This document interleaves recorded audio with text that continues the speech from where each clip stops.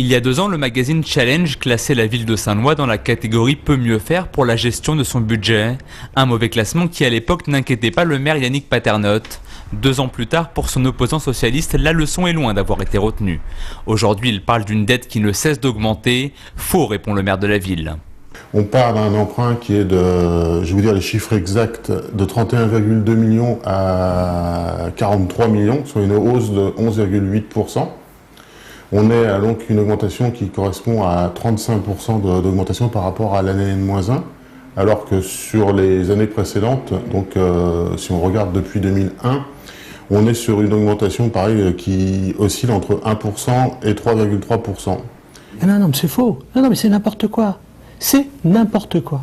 Et il parle de dette alors que ce sont des inscriptions budgétaires, c'est pas la dette dont il parle, c'est des inscriptions prévisionnelles qui ne sont pas du tout celles qui sont réalisées.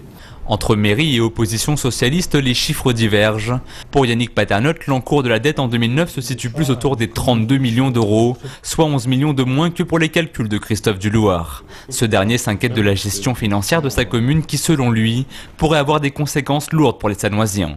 Des critiques que ne comprend pas Yannick Paternotte.